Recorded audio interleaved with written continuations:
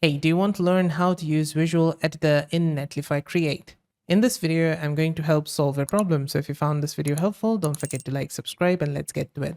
So I'm going to show you with this, you can add a new project first and then start from a template. If you do a manual deployment, it's not going to work.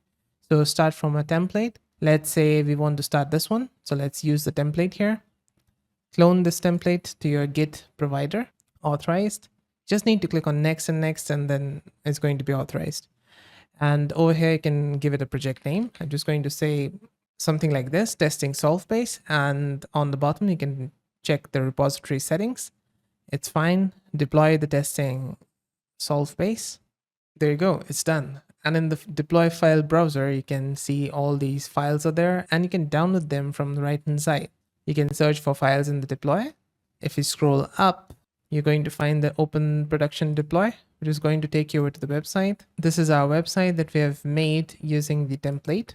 Now, if you go over to project configuration, scroll down, you're going to find Visual Editor, click on it, and then set up preview environment. If I go over here in deploys, there's enable visual editing. Let's enable it. And this is only possible because we are using a template instead of going for manual deployment. Choose a visual editor branch, install GitHub app, install the Netlify Visual Editor app. So let's authorize it, install it from here. Once done, let's click on save. And you can see this loading icon over here. This means that the visual editor is starting. Now you can click on this visual editor on the bottom to open up this. This is create.netlify.com. Over here, it's very similar to how you edit in Wix or any other visual editor like Elementor on WordPress. You just need to click on it, point it, and change things. So I can just click here and edit it. Just start typing in it. You can click on it to change the text inside here. You can also click on these buttons, edit it, and then you can change the URL inside. So when your customer clicks on this, they're going to be redirected to that URL. There's styles. You can change the heading and body from here as well on the left hand side. You can add a new call to action button. There's request button, request demo, and learn more button over here. You can go inside it, change the URL for this one as well. Now, if I want to add a new section, I can just click here to add a new section. And you'll have these over here, testimonials, logos, hero, cards, call to action. You can just add any of them. So let's say I want to add the testimonial. I can click here, add a testimonial section. And over here in the testimonial section, you can add a heading. So I can say testimonial. I can say test, and in the body, I can say test again. And it's going to update the preview here. Now in items, I can add a new item. So these items work like blocks. So they're going to add the first block here, and then I can go inside it, and then I can change the code, say test here again, add an author. So it's going to add another block here. So create a new tests. This is the name. So it's going to add an author with the name test. So inside here, I can change the title to founder and then add an image. This is also again going to make it a block. Now inside this block image, I can go inside here and add an image. Just add any one of these. Or you can also upload your own image by clicking on the upload button. So here you can see that this is starting to shape up. You can add an alt text here. Let's go back. And let's say we want to add another one. But before that, I'm going to save this as a preset. So you can click here on the testimonial and then click on save as preset. Then save it as P1 or anything that you want.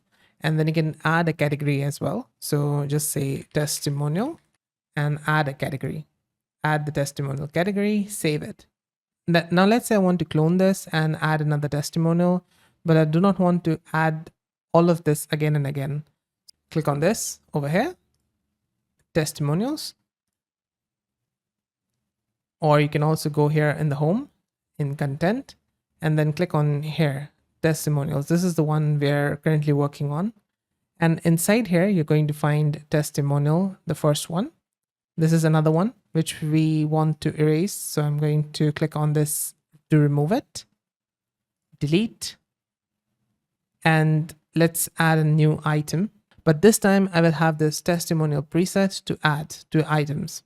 So I can just add another one like that and then go inside it and change stuff around that way. And if you want to move this this second one to the first, you can just click here to move to left. And just like this, you can keep changing stuff inside it. If you want to change the logos here, you can just click on it, change it, add a new logo from here, like this one, save it, and it's going to change that logo into this image. You can keep changing it from here, and now it's going to update it to this image. All right, so now on the left hand side, you can go to content, add a new page from here, company or person. So let's say I add a new page. I add a contact page, add it. The slug is contact and the title is contact here. There's SEO, so you can do SEO for this specific page. You can add a meta title, meta description, add a title suffix from here, and add an image for the SEO. Now you can preview this page over here.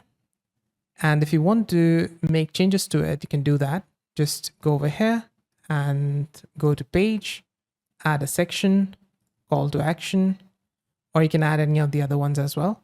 Once you have added it, it's going to look like this. Then click on here and add another section from here, or in call to action, you can add a call to action from the left hand side like this. Now, if you want to switch between the contact page or the other pages, you can just click on this on the top and then switch between the about page and the home page. Now on the left hand side, we also got component presets.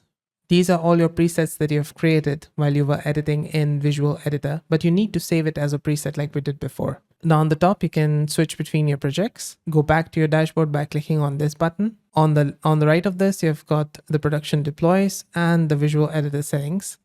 You can do undo and redo here, change between your pages, add a new page from here, or you can also add a new page from here as well.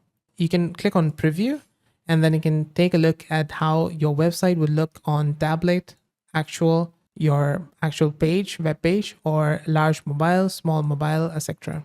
Click on edit again, and over here you can share it with someone. So you can add a member group and share it with your other team members. Then you can publish it. Click on publish, and 2 entries were successfully published. Now, what happens is when I click on publish and I go to my live project, I'm going to find that whatever I have changed here is not available on it. Why is that? It's because you have not yet deployed it. So you need to go back to app.netlify, go over to your projects, then go inside your project, and on the left hand side, click on deploys. Now here on trigger deploy, click on it, clear cache and deploy project. Now it's going to start deploying it again for this project. Now there you go. It's now published and deployed. So now you can open the production deployment and you will see that we have now got the changes on the main website. You can also download this project to your computer in a zip file. And yeah, that's it. That's how to use Netlify Create, the visual web editor. I hope this video helped solve your problem. If it did, let me know with a like and comment. Also on the right hand side, you're going to find more Netlify related tutorials, including how to connect your custom domain to Netlify. See you there and bye for now.